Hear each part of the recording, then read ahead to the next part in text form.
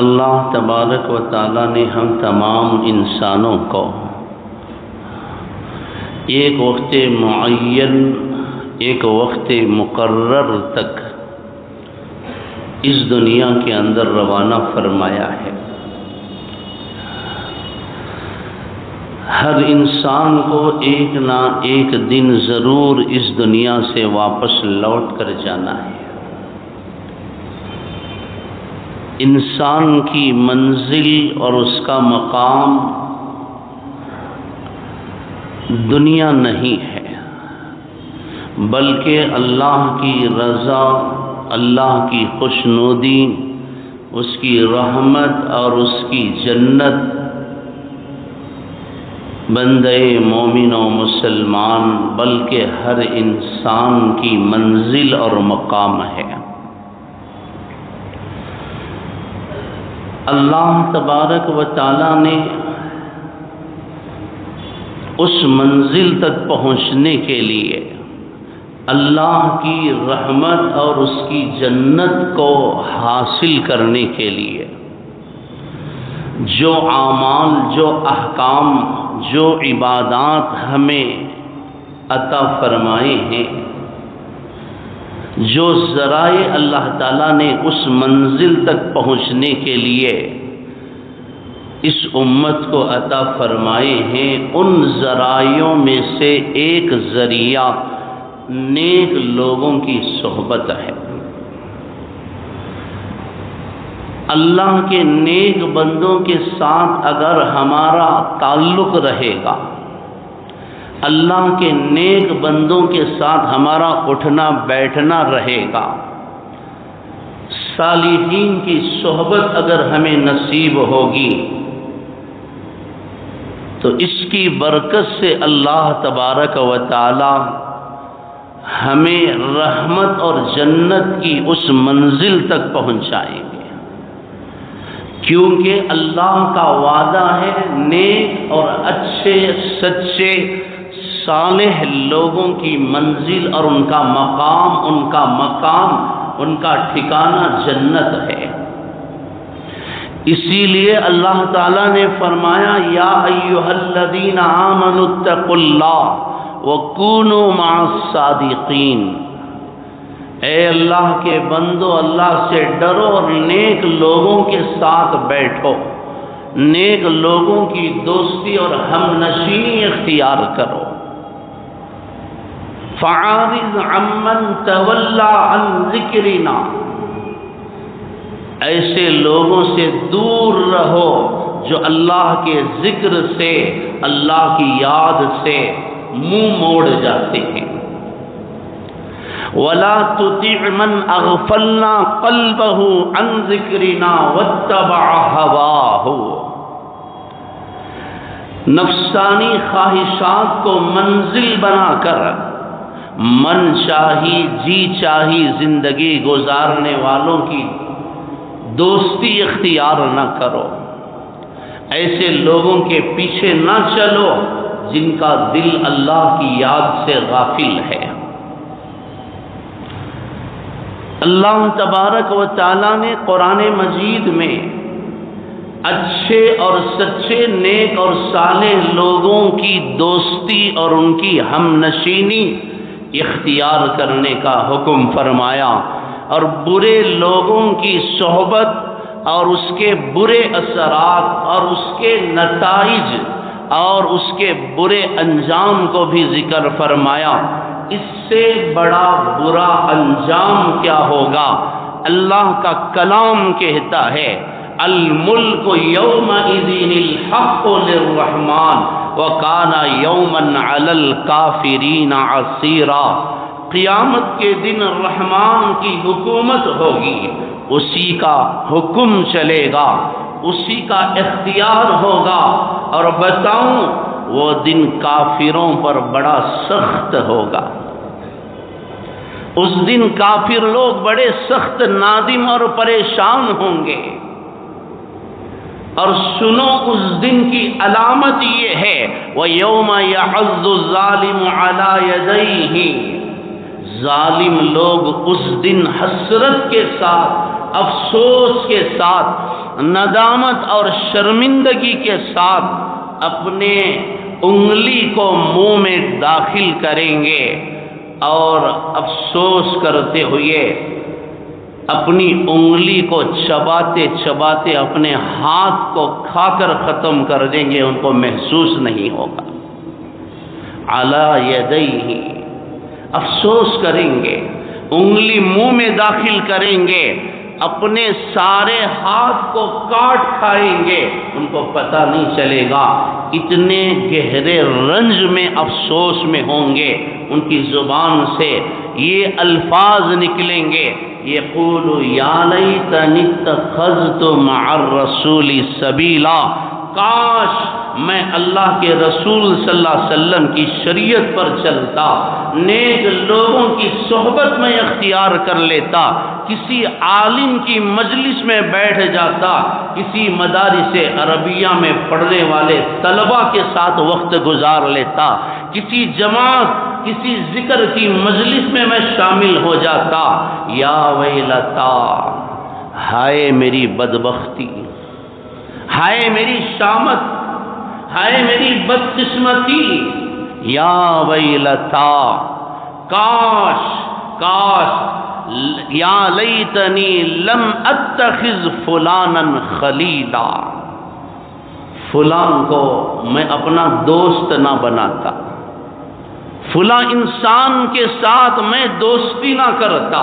حضرات مفسرین کرام نے لکھا ہے، پورے قرآن میں ایک ہی لفظ، ایک آیت کے اندر 2 مرتبہ صرف اسی آیت میں ذکر ہوا ہے، یا ویلتا لیتنی، افسوس کا یہ لفظ ہے، حسرت کا یہ لفظ ہے، 2 مرتبہ افسوس کا یہ لفظ وہ ذکر کرتے ہوئے فرق کہتا ہے، لیتنی لم اتخذ فلانا خلیلا، فلان کو حضرات مفسرین کرام نے لکھا ہے وہ اس قدر افسوس کرے گا برے انسان کی دوستی پر، اس کو یاد کرے گا کہ اس کی دوستی نے مجھے برباد کر دیا، تباہ کر دیا۔ لکھا ہے حضرات مفسرین نے، وہ فلانن کا لفظ کہے گا، اس کا نام تک لینا گوارا نہیں کرے گا، اس کے نام کو لینا بھی وہ پسند نہیں کرے گا۔ چنانچہ قرآن کہتا ہے، لیتنی لم اتخذ فلانا، فلان کو میں دوست نہ بناتا، اتنی نفرت ہے آج اس سے کہ اس کا نام لینا بھی پسند نہیں۔ کیوں؟ اسی کی دوستی نے مجھے برباد کیا ہے۔ میرے محترم بھائیوں، آج کافروں کے ساتھ دوستی کرنے والے قیامت کے دن بڑے افسوس میں رہیں گے۔ آج بے ایمانوں، ظالموں اور قاتلوں کے ساتھ، بد کردار لوگوں کے ساتھ اٹھنے بیٹھنے والے، سینہ تان کر چلنے والے، غلط لوگوں کے ساتھ صحبت میں رہنے والے لوگ قیامت کے دن بہت شرمندہ ہوں گے، بہت افسوس کریں گے کہ فلاں کے ساتھ نہ جاتا۔ قرآن کی یہ آیت ہمیں جھنجھوڑتی ہے، پیغام دیتی ہے کہ اچھے اور سچے نیک لوگوں کی دوستی پر فخر کرو۔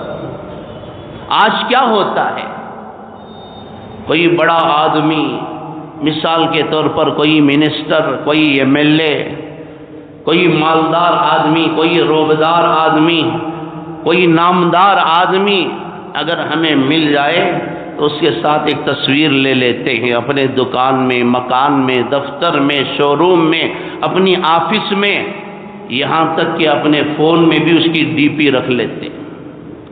شان محسوس کرتے ہیں کہ میں فلاں بندے سے ملا ہوں، لوگوں کو دکھاتے ہیں کہ فلاں بندے کے ساتھ میرا تعلق ہے، میری دوستی ہے، اور اس پر فخر کرتے ہیں، لوگوں کو دکھاتے ہیں، دیکھو میں فلاں ایکٹر سے مل کر آیا ہوں، میں فلاں منسٹر سے مل کر آیا ہوں، عام لفظوں میں میں فلاں حرام خور سے مل کر آیا ہوں، آج حرام خوروں کی دوستی اختیار کر کے حرام کھانے والے، حرام کرنے والوں کے ساتھ اٹھنا بیٹھنا رکھ کر جو آج شان اور فخر محسوس کرتے ہیں، سینہ تان کر چلتے ہیں، وہ بڑے افسوس میں رہیں گے قیامت کے دن۔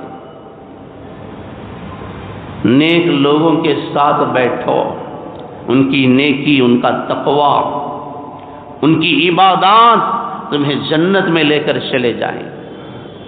میں نے گزشتہ جمعہ عرض کیا تھا، یہ آیت مکے کے ایک بڑے کافر کے بارے میں نازل ہوئی۔ عقبہ بن ابی معیط تاجر تھا، جب بھی تجارت کے سفر سے واپس آتا تو سارے مکے کے لوگوں کو یہ دعوت دیتا۔ حسب معمول اس نے دعوت کا اہتمام کیا، رسول اللہ صلی اللہ علیہ وسلم کو بھی اس نے دعوت دی، مکے کے بڑے بڑے کافر اس دعوت میں شریک ہوئے ہیں۔ رسول اللہ صلی اللہ علیہ وسلم تشریف لائے، دسترخوان پر آپ تشریف فرما ہوئے، کھانا لا کر رکھا گیا۔ عقبہ بن معیط دیکھتا ہے کہ سب کھا رہے ہیں لیکن محمد صلی اللہ علیہ وسلم خاموش بیٹھے۔ آیا اور عرض کرنے لگا، محمد کھائیے، آپ کھاتے کیوں نہیں؟ فرمانے لگے، جب تک تو اسلام قبول نہیں کرے گا میں تیرا کھانا نہیں کھاؤں گا۔ چاہتے تھے کسی طرح انسانیت ہدایت پر آ جائے، تیرا کھانا اصل مقصد نہیں ہے، تو ہدایت پر آ جائے، یہ میری منزل ہے۔ اس نے سمجھا اگر محمد صلی اللہ علیہ وسلم میرے دسترخوان سے اٹھ کر چلے جائیں گے، یہ میری بڑی توہین ہوگی، بڑی ذلت ہوگی، لوگ کیا کہیں گے؟ اس نے کہا، محمد میں اسلام قبول کر لیتا ہوں، آپ کھانا کھا لیجیے۔ آپ نے فرمایا، نہیں، جب تک تو کلمہ نہیں پڑھے گا میں کھانا نہیں کھاؤں گا۔ اس نے کلمہ پڑھ لیا، آپ نے کھانا کھایا، واپس تشریف لے گئے۔ ابی ابن خلف کو اس کا پتہ چلا، جو اس کا دوست تھا، لوگوں نے خبر پہنچا دی کہ تیرے دوست نے کلمہ پڑھ لیا، اسلام قبول کر لیا۔ ابی ابن خلف نے کہا، اب تیری میری دوستی ختم، آئندہ سے میں تیرا چہرہ نہیں دیکھوں گا، تو میرے چہرے کو نہیں دیکھے گا، تیرے میرے تعلقات ختم۔ عقبہ بن معیط بہت پریشان ہوا، ابی ابن خلف کے گھر پہنچا اور کہنے لگا کہ میرے دوست، میں نے دل سے کلمہ نہیں پڑھا، جبراً میں نے زبان سے یہ الفاظ کہے ہیں، میری بات کا یقین کر کے میں مسلمان نہیں ہوا۔ ابی ابن خلف نے کہا، نہیں، میں یقین نہیں کروں گا، مجھے یقین نہیں آئے گا، جو بھی اس کلمے کو پڑھ لیتا ہے، اس نے دوست کو تو کیا، اس نے اپنے ماں باپ کو بھی چھوڑ دیا، میری کیا حیثیت ہے؟ عقبہ بن معیط نے کہا، میری بات کا یقین کر، لات و عزا کی قسم میں نے کلمہ دل سے نہیں پڑھا۔ ابی ابن خلف نے جو شرط رکھی، ذرا دل تھام کر سننا، میرے اور آپ کے آقا حضرت محمد مصطفیٰ صلی اللہ علیہ وسلم نے کن کن حالات سے گزرتے ہوئے اسلام کو ہم تک پہنچایا ہے، کیا کیا قربانیاں رسول اللہ صلی اللہ علیہ وسلم نے دی ہیں۔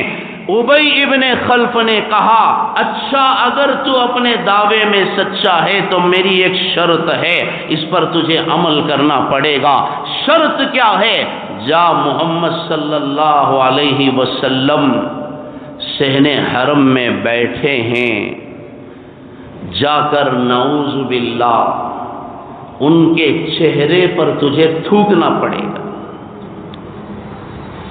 ان کے کلمے کا انکار کر کے، اسلام کا انکار کرتے ہوئے محمد صلی اللہ علیہ وسلم کے چہرے پر نعوذ باللہ جب تک تو تھوکے گا نہیں، میں تیری بات کا یقین نہیں کروں گا۔ بدبختی غالب آ گئی، شیطان رگوں کے اندر پھر رہا تھا، دوستی کے آڑ میں دوستی اور تعلقات کو مضبوط اور مستحکم کرنے کے لیے، دوست کی دوستی کو بچانے کے لیے یہ بدبخت گیا، نعوذ باللہ، حضور اکرم صلی اللہ علیہ وسلم صحن حرم میں تشریف فرما تھے۔ اس نے کہا محمد، میں نے تیرے رب کا انکار کیا، تیرے کلام کا انکار کیا، میں تیرا انکار کرتا ہوں، نعوذ باللہ تھو ہے تیرے اوپر۔ حضرات مفسرین کرام نے لکھا، اللہ نے فرشتے کو روانہ فرمایا، اس کے تھوک کو اللہ نے اسی کے چہرے پر واپس لوٹا دیا۔ لیکن یہ بڑی ذلت کی بات تھی، جس نبی کے جوتیوں کے صدقے میں اللہ نے عرش کو بنایا، جبرائیل کو پیدا کیا، ساری کائنات کو وجود بخشا، ایک نام و نہاد، ایک ادنا سا کافر نعوذ باللہ آپ کے چہرے پر تھوکے۔ میرے محترم بھائیوں، آج ہم جو ٹوپی پہن کر، داڑھی چھوڑ کر، اسلامی لباس پہن کر آج جو جمعہ کی نماز پڑھنے کے لیے مسجد میں بیٹھے ہیں، یہ اسی نبی کے جوتیوں کا صدقہ ہے، یہ اس نبی کی قربانیوں کا صدقہ ہے۔ انہوں نے قربانیاں دی، دشمنوں کے کڑوے بول سنے، سخت جملوں اور حملوں کو انہوں نے برداشت کیا، سخت اور سست کہنے والوں کو آپ نے ان الفاظ پر، ان کی اس بدتمیزی اور گستاخی اور ذلت پر آپ نے صبر کیا۔ آج یہ دین، یہ قرآن، یہ اسلام، یہ تعلیم ہم تک پہنچی ہے۔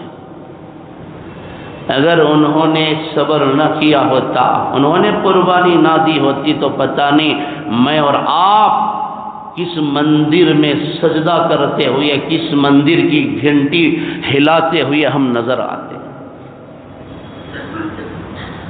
چنانچہ حضرات مفسرین کرام نے لکھا ہے، قیامت کے دن عقبہ ابن ابی معیط سخت پریشان ہو کر انگلی منہ میں داخل کرے گا، اپنے سارے ہاتھ کو چبا جائے گا کہ کاش اس بدبخت کو اپنا دوست نہ بناتا۔ لقد اضلنی عن الذکر بعد اذ جاءنی وکان الشیطان للانسان خذولا، اس نے تو ہدایت پر آنے کے بعد مجھے گمراہ کر دیا۔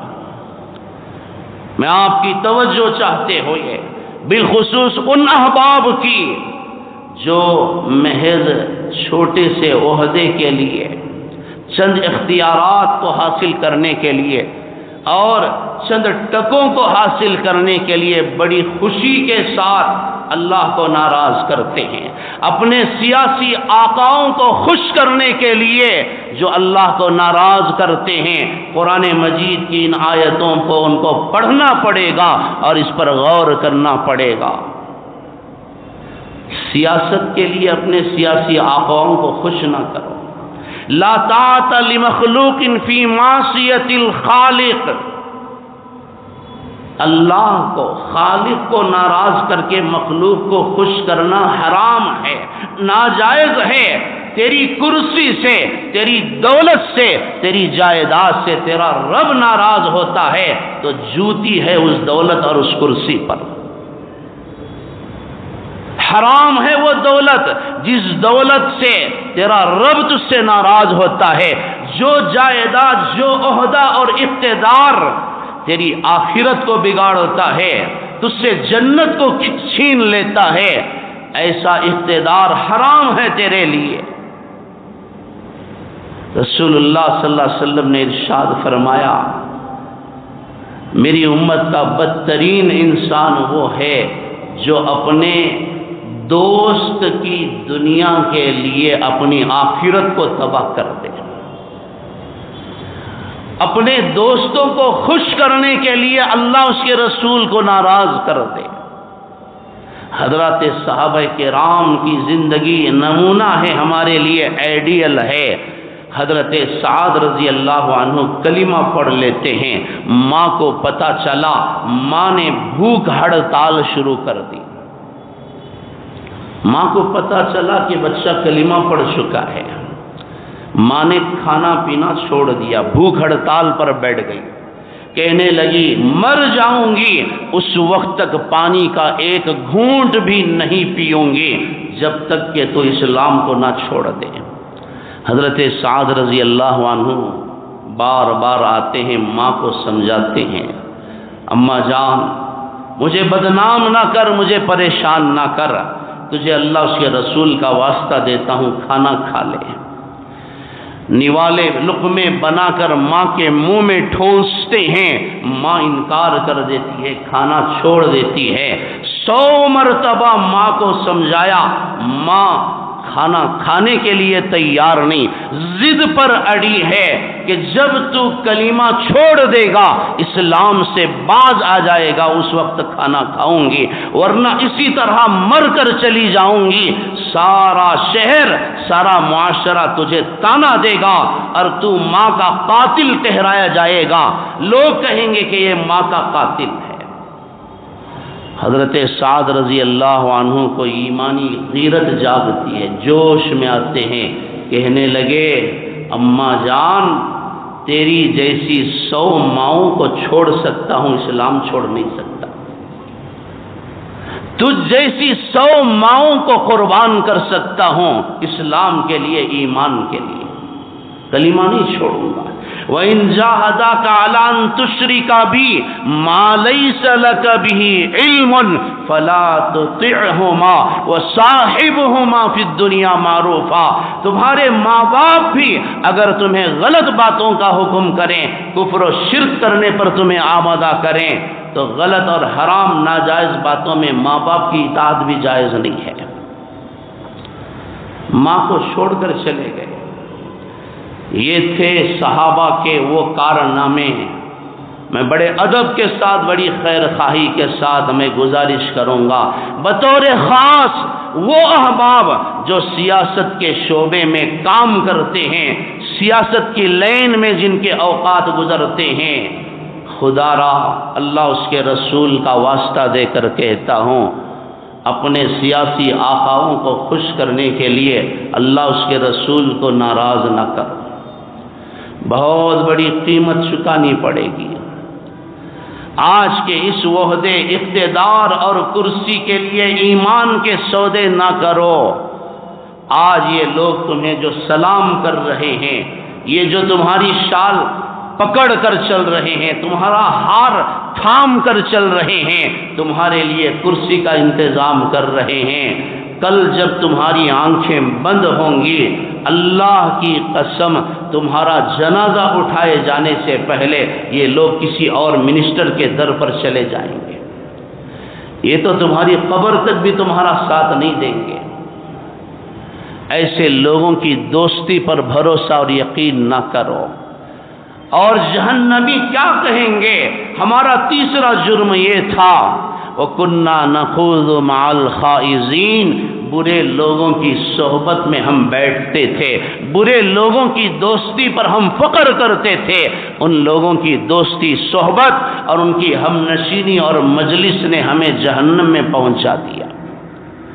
چوتھا جرم، وَكُنَّا نُكَذِّبُ بِيَوْمِ الدِّينِ، ہمارا چوتھا جرم یہ تھا، ہم قیامت کے دن کو جھٹلاتے تھے، آخرت کے دن پر ہمارا یقین نہیں تھا۔ دیکھا جائے گا، مرنے کے بعد قبر میں دیکھیں گے، حشر میں دیکھیں گے، لوگ آج لوگوں سے پیسہ لے لیتے ہیں، وعدے کر لیتے ہیں، وعدے کے تعلق سے اگر اللہ کا خوف دلایا جائے کہ ڈرو اللہ سے، موت کا ایک دن ہے، حشر کا حساب کتاب کا ایک دن ہے، لوگ بڑی جرأت کے ساتھ کہتے ہیں کہ دیکھیں گے، مرنے کے بعد دیکھا جائے گا، حشر کے میدان میں دیکھا جائے گا۔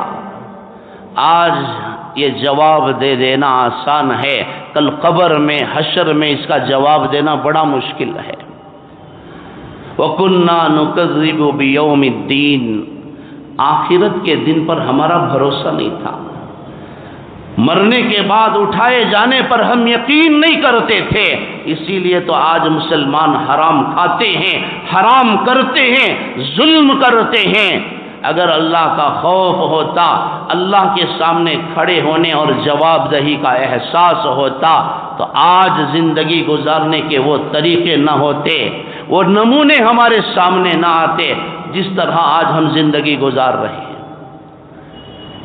اللہ کا خوف ہی نہیں ہے لوگوں کو، کچھ بھی کرنے کے لیے لوگ آج ڈرتے نہیں، اللہ کا خوف نہیں رہا۔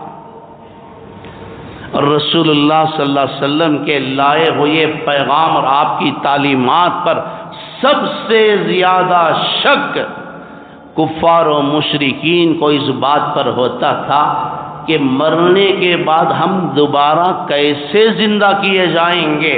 اَإِذَا مِتْنَا وَكُنَّا تُرَابًا وَعِظَامًا أَإِنَّا لَمَبْعُوثُونَ، جب ہم مر جائیں گے ہمارا گوشت، ہماری ہڈیاں قبر کے کیڑے مکوڑے کھا کر ختم کر دیں گے، قبر کی مٹی ہمیں کھا کر ختم کر دے گی، تو کس طرح ہم زندہ کیے جائیں گے؟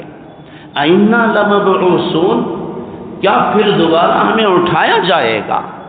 کیا پھر دوبارہ اِنَّا لَمَدِينُونَ ہمیں زندہ کیا جائے گا؟ یہ کیسے ہو سکتا ہے؟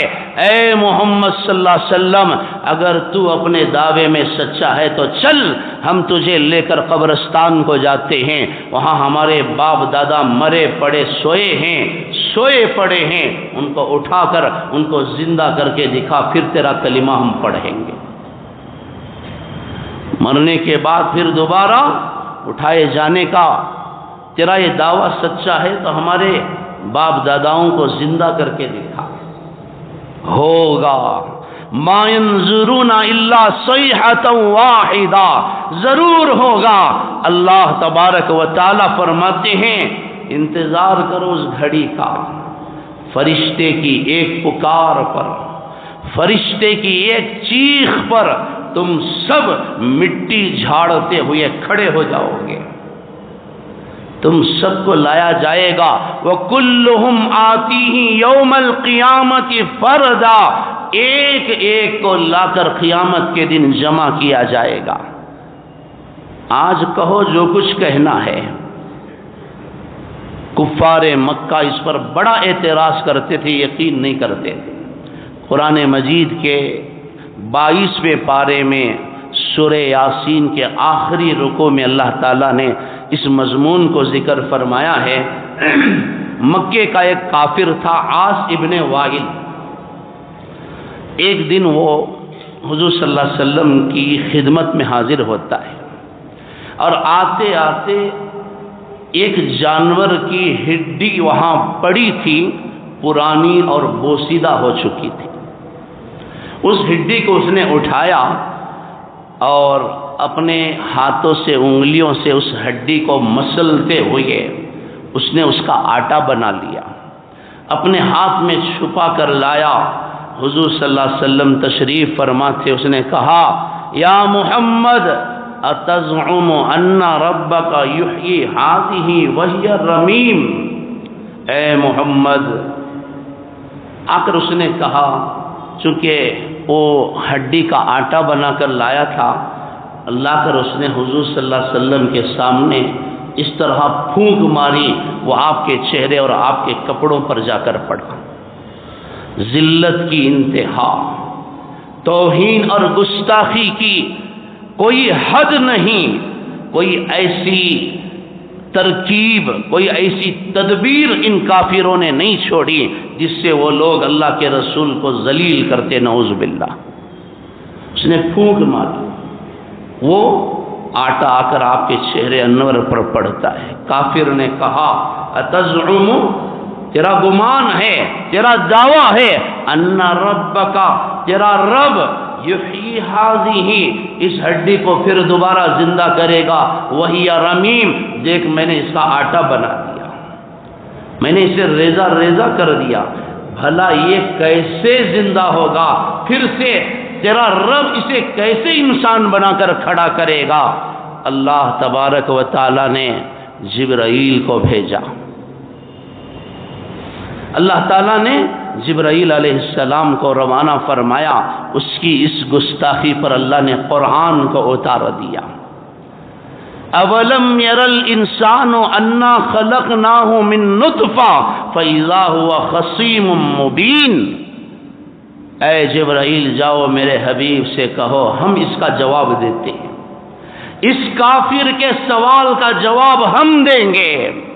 میرے حبیب سے کہو کہ میں سمجھاؤں گا اس نادان کو جو اپنی دولت کے زعم میں آپ سے متکبرانہ انداز سے پیش آ رہا ہے، آپ سے بڑے توہین اور گستاخ آمیز لہجے میں بات کر رہا ہے۔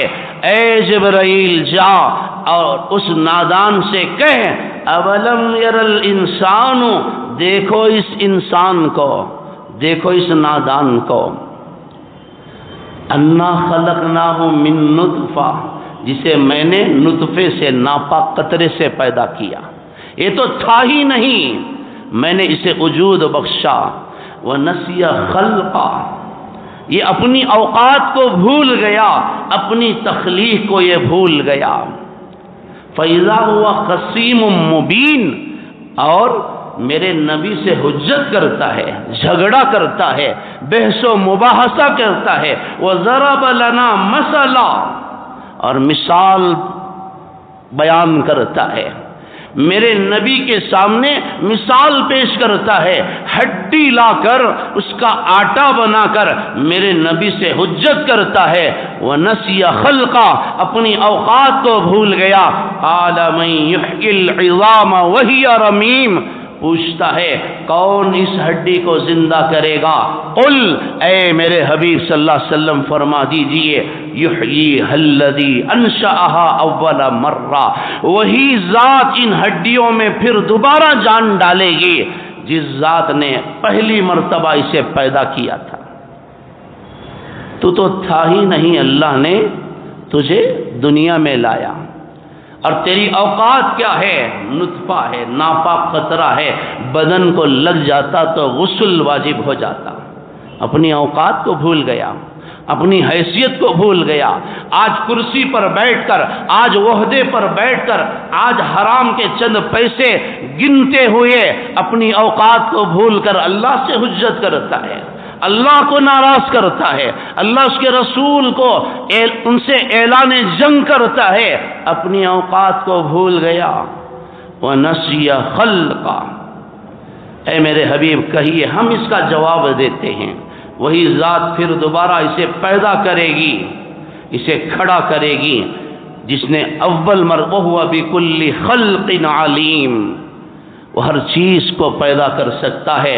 اس نے بغیر ماں باپ کے آدم کو پیدا کیا، بغیر ماں کے اس نے حوا کو پیدا کیا، بغیر باپ کے اس نے عیسیٰ کو پیدا کیا۔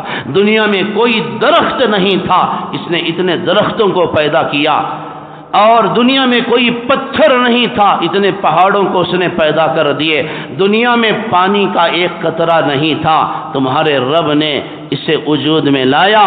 أَوَلَيْسَ الَّذِي خَلَقَ السَّمَاوَاتِ وَالْأَرْضَ بِقَادِرٍ عَلَىٰ أَن يَخْلُقَ مِثْلَهُمْ بَلَىٰ وَهُوَ الْخَلَّاقُ الْعَلِيمُ، اسے کہیے کہ وہ ذات ہر چیز پر قادر ہے، قدرت رکھتی ہے، پھر وہی دوبارہ اسے زندہ کرے گی۔ وَكُنَّا نُكَذِّبُ بِيَوْمِ الدِّينِ، ہم قیامت کے دن کو جھٹلاتے تھے، آخرت کے دن کو بھول کر زندگی گزارتے تھے۔ میرے محترم بھائیوں، حج کو جانے سے پہلے ذرا ضرور سوچنا کہ کتنے بندوں کا حق میں سر پہ لے کر جا رہا ہوں۔ یہ وہی لوگ کرتے ہیں جن کو اللہ کا خوف نہیں ہوتا، آخرت کا ڈر نہیں ہوتا۔ کچھ کرنے سے پہلے ضرور سوچنا کہ ہماری آنکھوں کے سامنے کروڑوں کی دولت رکھ کر لوگ مر کر چلے گئے بلال قبرستان میں، یا اللہ نے جہاں ان کی قبر بنائی آج وہ سو رہے ہیں، آج ان کی دولت نے ان کو کوئی فائدہ نہیں پہنچایا۔